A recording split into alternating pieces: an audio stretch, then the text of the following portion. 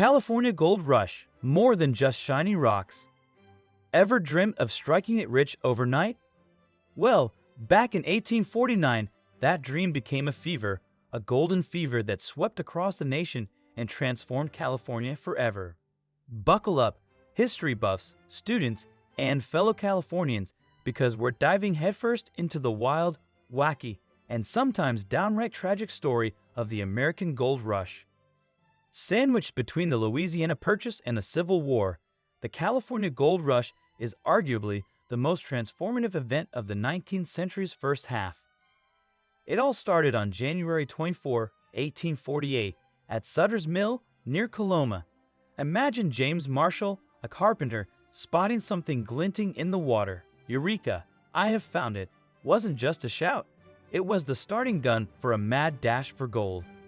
This discovery unleashed the largest migration in U.S. history, drawing folks from all corners of the globe to the American frontier. The promise of instant wealth flipped the life expectations of hundreds of thousands who flooded California in '49 and beyond. This gold rush also supercharged the U.S. economy and fueled audacious dreams like building a transcontinental railroad. Talk about a golden opportunity. Before the gold rush turned everything upside down, California was a very different place. It was under the rather loose control of the Mexican government. The population consisted of about 6,500 Californios, people of Spanish or Mexican descent, 700 foreigners, mostly Americans, and 150,000 Native Americans, whose numbers had already been decimated since the arrival of the Spanish in 1769.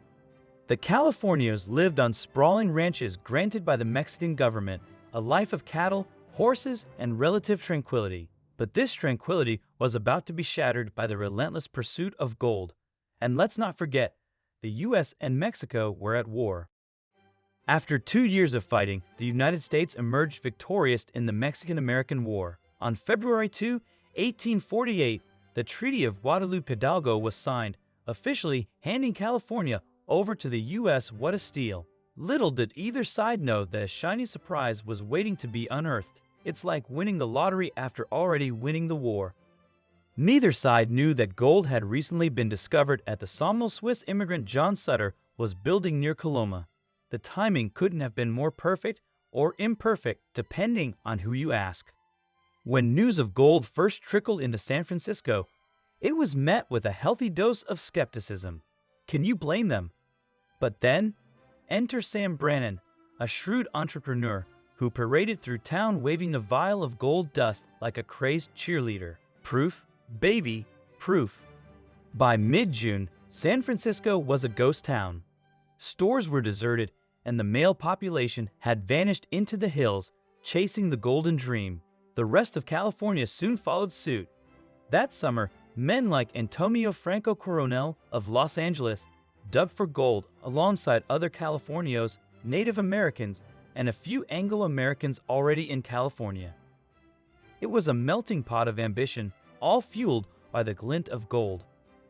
Military Governor Colonel Richard B. Mason, after touring the gold fields, sent a report back to Washington filled with mind-boggling facts. Miners raking in thousands in days, stores making fortunes overnight. He even sent a tin of gold as proof. Talk about show and tell. But it wasn't until President James K. Polk mentioned Colonel Mason's report in his December 5, 1848, State of the Union address that the nation truly believed. Polk basically said, "Go west, young men, and some women. There's gold in them thar hills." And with that, the floodgates opened. Suddenly, thousands of Americans, mostly men, were mortgaging their homes, spending their life savings, and borrowing money to chase a dream they never thought possible. In a society increasingly based on wage labor, the idea of striking it rich by simply picking gold off the ground was irresistible. It was the ultimate get-rich-quick scheme.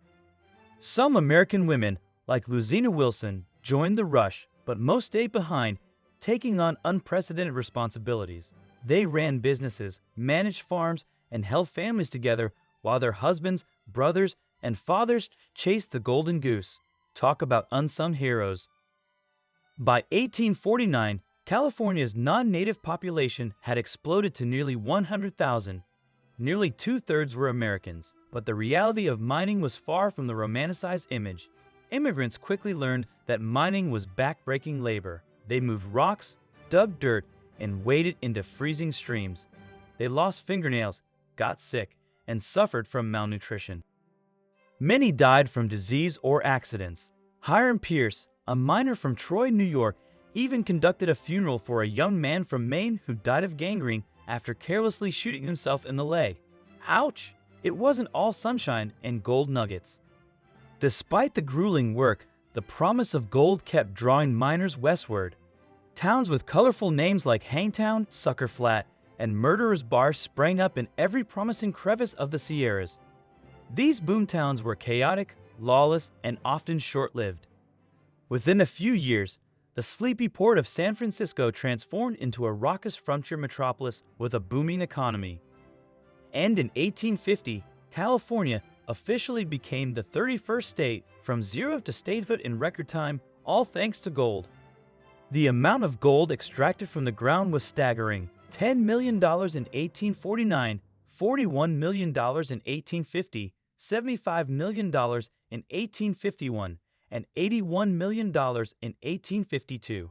That's like finding a mountain of money, but after 1852, the gold take gradually declined. While some struck it rich, mining was ultimately a game of luck, and not everyone got lucky. For every success story, there were countless tales of hardship, disappointment, and broken dreams. As the mining region became more crowded, competition intensified.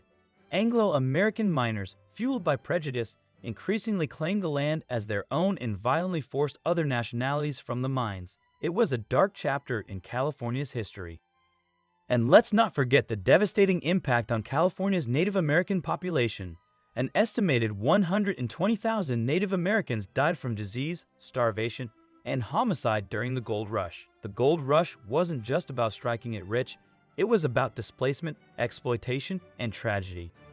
As the surface gold dwindled, individual miners found their dreams fading. Many were forced to work for large mining companies that invested in technology and equipment to reach the gold buried deep below the surface. By the mid-1850s, gold mining had transformed from an individual pursuit into a wage labor job. The little guy was squeezed out. These large companies employed a technique called hydraulic mining, blasting away entire hillsides with high-pressure water cannons to extract gold. Between 1860 and 1880, they extracted a staggering $170 million in gold. But this invasive technique devastated the landscape and choked the rivers with sediment, flooding farmlands, and ruining crops. It was an environmental disaster. A court ruling finally put an end to hydraulic mining in 1884, and agriculture took over as the dominant force in California's economy. The California Gold Rush was a pivotal moment in American history. It transformed California from a sparsely populated territory into a thriving state, fueled the national economy, and shaped the state's diverse cultural landscape. But it also came at a great cost, with devastating consequences for Native Americans and the environment. So, the next time you see a gold nugget, remember the stories behind it, the dreams, the struggles, the triumphs, and the tragedies of the California Gold Rush. Hit that like button. Let us know you want more history content. Subscribe to our channel. Stay tuned for more fascinating stories from California's past. Share this video with your friends and family. Help us spread the word about California's rich and complex history.